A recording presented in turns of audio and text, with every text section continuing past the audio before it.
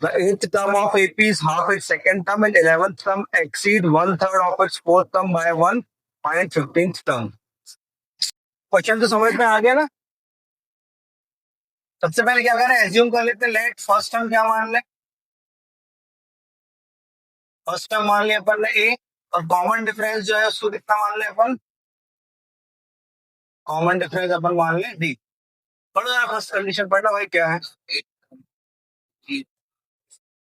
Th term of A B मतलब A is equals to half its second term, मतलब किसका half है, second term का half है। सॉल्व कर दो, क्या हो जाएगा, ए प्लस 8 माइनस 1 मतलब कितना, 7d is equals to 1/2 into a2 मतलब a प्लस 2 माइनस 1 मतलब 1d, 2 को इधर ट्रांसफर कर दो, कितना हो जाएगा 2a plus 14d is equals to a plus d।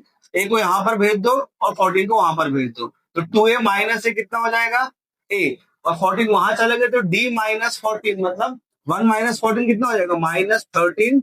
इसको छोड़ दो अभी यहाँ पर, ठीक। अब एक और कंडीशन दी है, उसको पढ़ो। 11th टर्म एक्सीड मतलब 11th टर्म जो है वो कब आएगी, जब आप फोर्थ टर्म का कितना करो, 1/3, और उसमें कितना ऐड कर दो, 1 और ऐड कर दो, 1/3 सॉरी।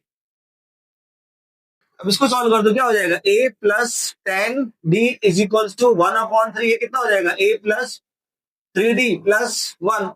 अब इस 3 को डायरेक्ट यहाँ पर जिसने भेजा होगा वो गड़बड़ कर देगा वो, क्योंकि ये 3 डायरेक्ट नहीं आएगा, यहाँ पर +1 लिखा है ना साथ में, तो पहले एलसीएम लेना पड़ेगा फिर आएगा वो, यही तो नहीं भेजे डायरेक्ट तुमने, लगी रहता।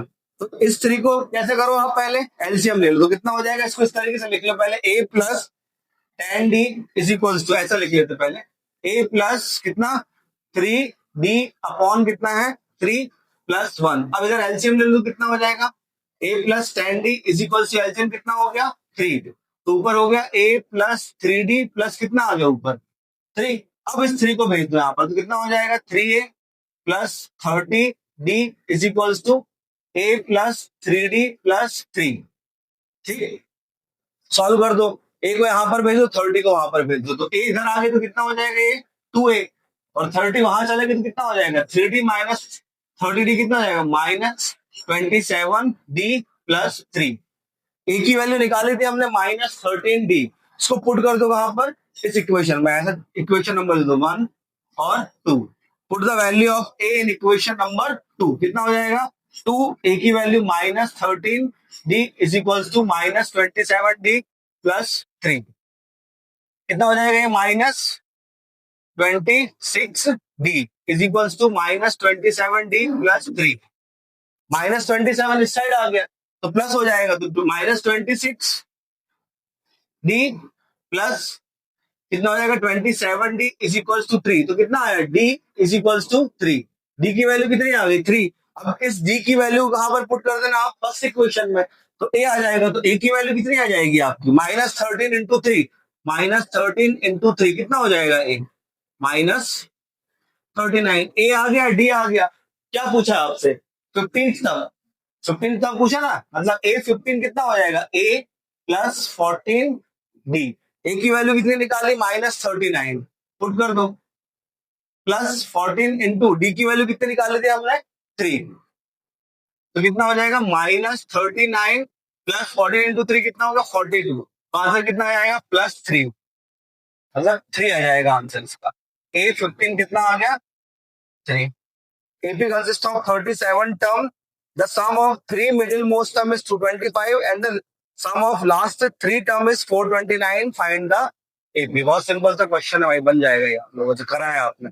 इसका मतलब क्या है, AP में कितनी टर्म्स है टोटल 37 टर्म्स है, उसमें से 3 मिडिल मोस्ट टर्म का सम कितना दिया है 225 और लास्ट 3 टर्म का सम कितना दिया है 429। AP फाइंड करनी है, बहुत सिंपल सा क्वेश्चन है, 37 टर्म्स है ना, हाँ तो n कितना आ जाएगा आपका 37 हो गया, मिडिल मोस्ट टर्म कौन सी हो जाएगी n प्लस 1/2, 37 प्लस 1/2 कितना हो गया आपका 38/2 मतलब 19 टर्म हो गई इसकी जस्ट बीच वाली टर्म। हमें मिडिल मोस्ट टर्म बताना, मिडिल मोस्ट टर्म का मतलब 3 बीच वाले टर्म, तो 19 टर्म अगर आपकी मिडिल हो गई तो एक पहले वाली ले लो और एक 19 के बाद वाली ले लो, मतलब 18 19 और 20, ये हो जाएगी तीन मिडिल मोस्ट टर्म, इनका सम हो जाएगा 225। और लास्ट थ्री टर्म्स कौन कौन सी हो जाएगी? लास्ट टर्म कौन सी है? 37, उसके पहले वाली 36, उसके पहले वाली 35। इन तीनों का सम दिया है आपको कितना? 429। इजी। करो आप अपना करो, ठीक है। एज्यूम कर लो, लेट फर्स्ट टर्म क्या मान लिया हमने? First term is equal to A, और कॉमन डिफरेंस कितना मान ले? वो common difference is equal to B. N की वैल्यू है 37, ठीक है। तो मिडिल टर्म का फॉर्मूला लगा लो। मिडिल टर्म क्या हो जाएगी इसकी? मिडिल टर्म हो जाएगी 37 प्लस 1/2। ये हो जाएगी इसकी मिडिल टर्म। कितना हो जाएगा? 38/2, मतलब 19th टर्म जो है इसकी मिडिल टर्म हो जाएगी अकॉर्डिंग टू द कंडीशन। तीन मिडिल मोस्ट कौन कौन सी हो जाएगी इसकी? ए 18 प्लस ए 19 प्लस ए 20, इसका सम दिया कितना? 225। सॉल्व कर दो, ये हो जाएगा ए प्लस 18 - 1 क्या हो जाएगा? 17d। ये हो जाएगा ए प्लस 18d, ये हो जाएगा A plus 19d is equal to 225। A कितना हो जाएगा आपका? 3a। और ये आएगा कितना आपका? 1983 54d is equal to 225। Three common निकाल लो, या थ्री कॉमन मत निकालो, सबसे बेस्ट निकालोगे डिवाइड करना पड़ेगा। अगली इक्वेशन में भी 3a आ जाएगा, सीधा माइनस कर देना, थोड़ा सा नंबर ही बड़ा होगा बस। हाँ, कॉमन ही बोल रहा हूँ, मत निकालो, मत निकालो, फालतू में डिवाइड करोगे एक स्टेप और हो जाएगा ना। अगले में भी जो हम ऐड करेंगे उसमें भी तो 3 आएगा, सीधा माइनस कर देंगे अपन। ये हो जाएगी इक्वेशन नंबर 1। अब लास्ट थ्री टर्म का सम, मतलब A 35 plus A 36 plus A 37 is equal to कितना दिया है? 429। अब इसको सॉल्व कर दिया जाएगा। A plus 34d plus A plus 35d plus A plus 36d is equal to 429। A कितना हो जाएगा? 3a 34 और 36 और 35 को ऐड करोगे कितना हो जाएगा? 105d is equal to 429। Equation number 2। Equation 1 और इक्वेशन 2 को सब्ट्रैक्ट कर दो। Subtract equation 1 and equation 2। 3a plus 105d is equal to 429। 3a plus 54d is equal to 225। Minus कर दिया, साइन चेंज हो जाएंगे। 3a से 3a कट, माइनस कर तो कितना हो जाएगा? 1, 10 में से 5 क्या 5, 51d। यहाँ पर माइनस कर तो कितना हो जाएगा? ये आपका 4 0 और 2 204। तो d is equal 204 upon 51। D की वैल्यू कितनी आएगी? 4 टाइम्स कट जाएगा ये आपका, तो डी की वैल्यू कितनी आ गई? 4 आई। डी की वैल्यू 4। अब इसको 4 को पुट कर दो आप, या तो फर्स्ट में या तो सेकंड। क्या आ जाएगा? ए आ जाएगा, एपी आ जाएगी, ठीक। डी की वैल्यू हमने कर दी, मान लीजिए फर्स्ट इक्वेशन में पुट, तो कितना हो जाएगा ये आपका? Put the value of D in equation number 1। 3a plus 54 into D की वैल्यू कितनी है? 4 इज इक्वल टू 225। ये आएगा 3a प्लस 4 4 या 16 remaining 1 4 5 20 216 is equal to 225। 3a is equal to 225 minus 216, तो 3a इज इक्वल टू कितना आएगा आपका? 9। तो a इज इक्वल टू कितना आएगा? 9/3। काट दो, तो a की वैल्यू कितनी आ गई? 3। a की वैल्यू 3 आ गई, तो एपी क्या हो जाएगी? फर्स्ट टर्म हो जाएगी 3, 3 प्लस 4 7, 7 प्लस 4 11। ये आ जाएगी AP. Find the sum of last 10 terms of AP 8, 10, 12 dash dash dash 126। ये AP आपको दिया है भाई यहाँ पर 8, 10, 12, 126। क्वेश्चन में आपसे क्या बोला है? लास्ट 10 टर्म का सम बताना है भाई। स्टार्टिंग से 10 टर्म का सम नहीं बताना। स्टार्टिंग से 10 टर्म का सम बताना होता तो सीधा एसएन का फॉर्मूला लग जाता। पीछे से ले लो एपी, पीछे से अगर आपने एपी लिया यहाँ पर, लास्ट से निकालना आपको 10 टर्म का सम, तो पीछे से एपी लोगे तो फर्स्ट टर्म क्या हो जाएगी यहाँ पर? 126।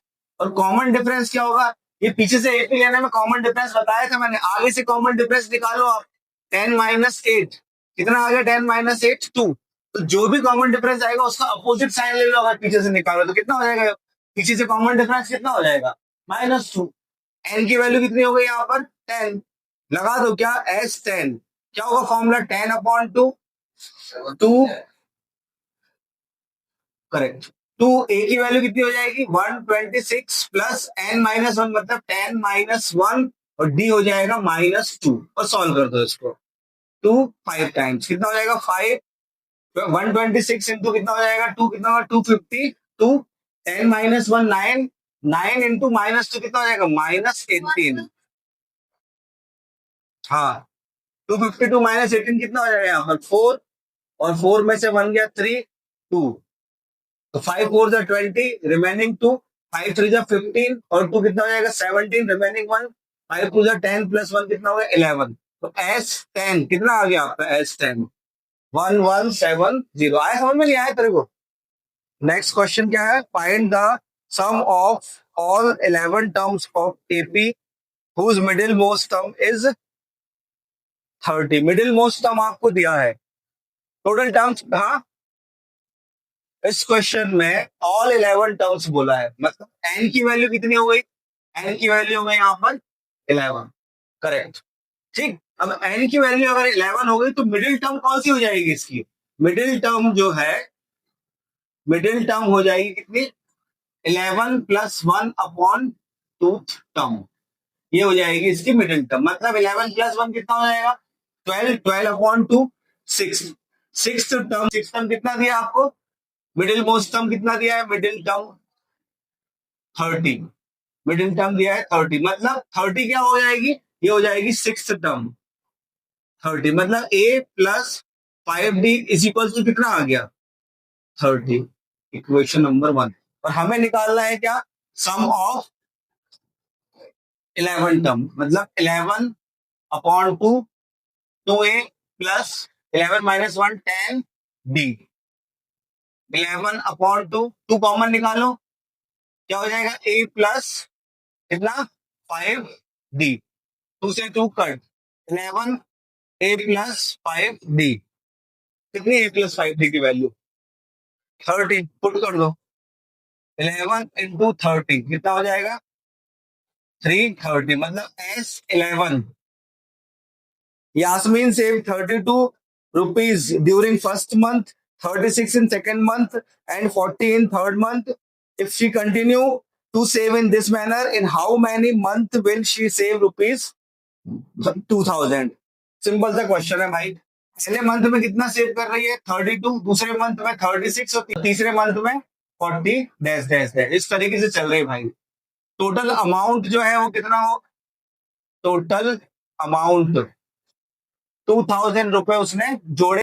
आपको ये बताना है कि कितने मंथ लगेंगे उसको 2000 रुपीज सेव करने में। तो सिंपल सी चीज है, 2000 आपको क्या दिया है? सम ऑफ एन टर्म, तो मतलब SN दे दिया है यहाँ पर कितना? 2000। First term 32, common difference 36 minus 32, second term minus first term कितना हो जाएगा कॉमन डिफरेंस? 4। लगा दो भाई SN का formula n/2 2a plus n-1d। SN कितना है? 2000। n की वैल्यू आपको निकालनी है। 2 a की वैल्यू कितनी है? 32 प्लस n-1 d कितना है? 4। n/2 कितना जाएगा? 64 प्लस 4n-4। n/2 64 - 4 कितना हो गया? 60 प्लस 4n।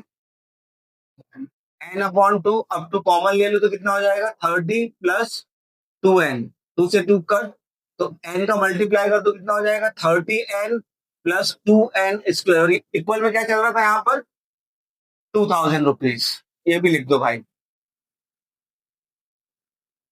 ये बन गई हमारी एक quadratic equation. 2n² plus 30n minus 2000 को हमने इस साइड ट्रांसफर कर दिया।